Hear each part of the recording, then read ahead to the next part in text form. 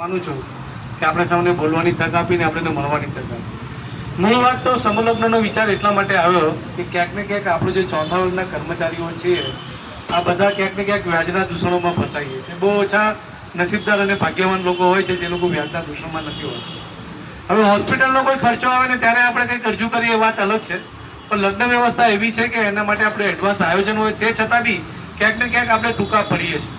એટલે સમૂહ લગ્નનું આયોજનનો વિચાર કર્યો ને એની સાથે સાથે અમારો મૂળ પાયાનો જે કામ કરવાનો અમારા લોકોનો દ્રષ્ટિકોણ છે, અમારો વિચાર છે એ છે કે ચોથા વર્ગના કર્મચારીઓ આપણે તો આ કામ સ્વીકાર્યું, આટલું મહેનતનું કામ સ્વીકાર્યું, આટલું મહેનત કરવા છતાં બી જે રીતે સમાજને કંઈક આપણને થોડું ઓછું લાગે છે।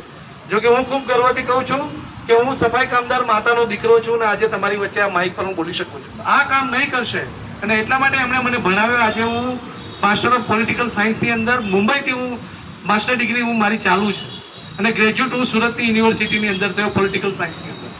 તો એમનો એ વિચાર આવ્યો ત્યારે હું આજે આ લેવલ પર પહોંચ્યો। તો આપણે બધા આ કામ તો કર્યું, પણ આપણા દીકરા દીકરીઓ આ દિશામાં કેમ નહીં થઈ શકે?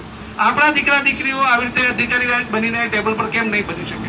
એ દિશાની અંદર ક્યાંક ને ક્યાંક આપણે પગલાં ભરવાનો વિચાર અમને બધાને બી આવ્યો, બહુ બધા લોકોની પણ ઈચ્છા હતી અને હું માનું છું કે તમે બધા બી એવું માનતા હશો કે તમારા દીકરા દીકરી સારું ભણે, સારું એજ્યુકેશન લે, પણ ક્યાંક ને ક્યાંક તમને માર્ગદર્શનનો અભાવ હોય, ક્યાંક ને ક્યાંક આર્થિક રીતે પ્રોબ્લેમ હોય। સામાન્ય રીતે તો આપણે આપણા છોકરાને વિચારીએ કે આ ભણી લે, પણ એને પ્રોપર ગાઈડન્સ મળે। આજે હું માનું છું હમણાં ગુજરાતની અંદર જ એક સફાઈ કામદાર માતાની દીકરી આઈએસ અધિકારી એટલે શાલિનીબેન અગ્રવાલ જે આઈએસ અધિકારી છે ને એ રીતે આઈએસ અધિકારી બની, કેટલી ગર્વની વાત છે। તો આ દિશામાં આપણે આપણા દીકરાઓ માટે કેમ ના વિચારીએ? આપણે બધાને એવું થાય તો ખરી કે આપણા દીકરાને દીકરા બને, પણ હવે એને કઈ રીતે કરવું?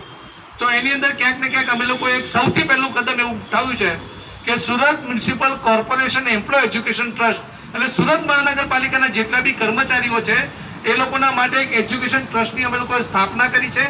આ એજ્યુકેશન ટ્રસ્ટની અંદર અમે સૌથી પહેલા અત્યારે એવું પ્લાનિંગ કરી રહ્યા છે કે અત્યારે તો અમારી પાસે આર્થિક રીતે એટલું બધું નથી, પણ અમે લોકો અત્યારે પ્લાનિંગમાં છે કે સુરત મહાનગરપાલિકાની અંદર વર્ગ 4ના જેટલા બી કર્મચારીઓ છે એ લોકોની દીકરીઓ જેટલી બી ભણતી હશે એ તમામ દીકરીઓને અમે લોકો નોટબુક વિના મૂલ્યે મફત આપવાના છે।